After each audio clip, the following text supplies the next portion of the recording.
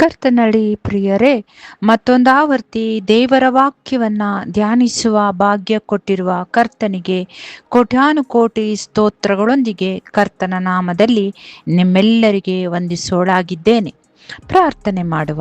ಕರ್ತನೆ, ಶರಣನೆ, ನನ್ನ ವಿಮೋಚಕನೇ, ನಮ್ಮ ಮಾತುಗಳು, ನಮ್ಮ ಹೃದಯದ ಧ್ಯಾನವು ನಿನಗೆ ಸಮರ್ಪಕವಾಗಿರಲಿ. ಆಮೇನ್.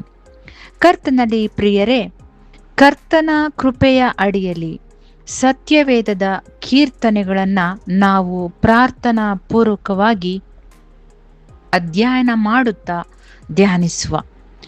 ಮೊದಲಿಗೆ ಈ ದಿನ ಕೀರ್ತನೆಗಳ ಬಗ್ಗೆ ತಿಳಿದುಕೊಳ್ಳುವ. ಮುಂದಿನ ದಿನಗಳಲ್ಲಿ ಅದನ್ನು ಧ್ಯಾನಿಸುವ ಪ್ರಿಯರೇ.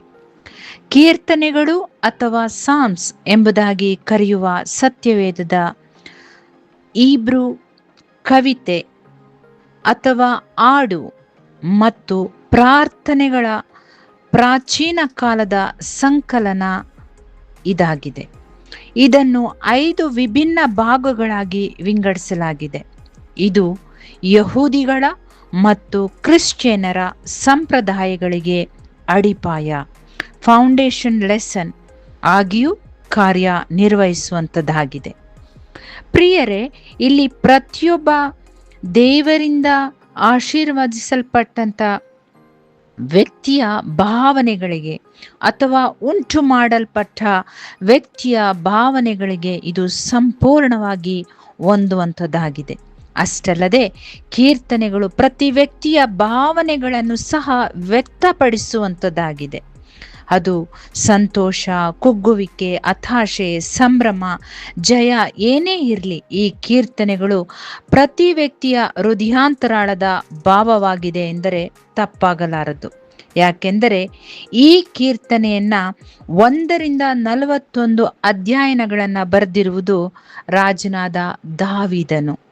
ಆತನು ನಿಮ್ಮಂತೆಯೇ ಸಾಧಾರಣ ವ್ಯಕ್ತಿಯಿಂದ ಆತನು ಆರಿಸಲ್ಪಟ್ಟಂತ ಮೂಲ ಪುರುಷನಾಗಿ ನಿಲ್ಲುವಾತನಾಗಿದ್ದಾನೆ. ಪ್ರಿಯರೇ, ಈ ಕೀರ್ತನೆಗಳನ್ನು 5 ವಿಭಿನ್ನ ಪುಸ್ತಕಗಳನ್ನಾಗಿಯೂ ಮತ್ತು ಬಹಳ ಸೂಕ್ಷ್ಮವಾಗಿಯೂ ರೂಪಿತಗೊಂಡಿದೆ.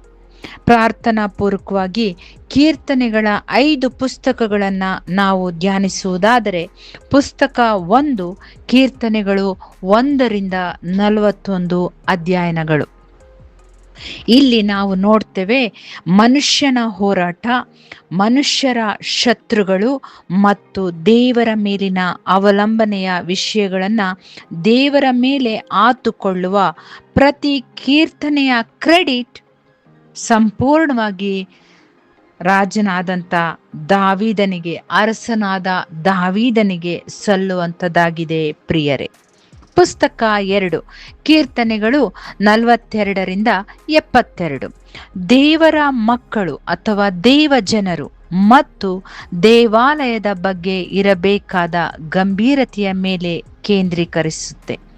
ಇಲ್ಲಿ ಕೊರಹ ಮತ್ತು ಅಸಾಫರ ಪುತ್ರರ ಬರಹಗಳು ಸಹ ಕೀರ್ತನೆಗಳಾಗಿ ನಿಂತಿದೆ.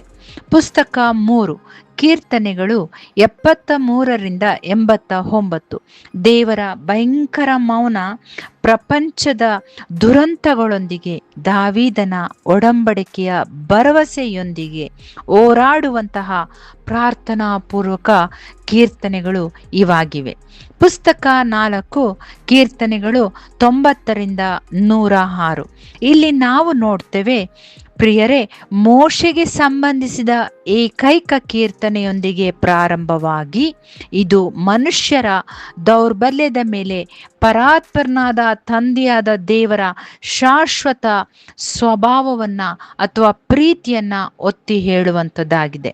ಪುಸ್ತಕ 5 ಕೀರ್ತನೆಗಳು 107-150 ತೀರ್ಥಯಾತ್ರೆಯ ಹಾಡುಗಳನ್ನು ನಾವು ಇಲ್ಲಿ ನೋಡುವವರಾಗಿದ್ದೇವೆ ಮತ್ತು ಹೃದಯ ಪ್ರಫುಲ್ಲತೆಯ ಹೃದಯ ಸಂಪೂರ್ಣವಾಗಿ ಸಂಭ್ರಮಿಸುವಂತಹ ಗಳಿಗೆಯಲ್ಲಿ ಅಲ್ಲೆಲುಯ ಸ್ತುತಿಗಳೊಂದಿಗೆ ಮುಕ್ತಾಯಗೊಳ್ಳುವಂಥದ್ದಾಗಿದೆ ಪ್ರಿಯರೇ, ಕರ್ತನ ಕೃಪೆಯನ್ನ ಹೃದಯಪೂರ್ವಕವಾಗಿ ಬೇಡುತ್ತಾ ಮುಂದಿನ ದಿನಗಳಲ್ಲಿ ಕೀರ್ತನೆಗಳನ್ನು ಅಧ್ಯಯನ ಮಾಡುವುದರ ಮೂಲಕ ಅರಸನಾದ ದಾವೀದನಂತೆ ನಾವು ಆಶೀರ್ವಾದ ಪ್ರಾಯರಾಗುವ.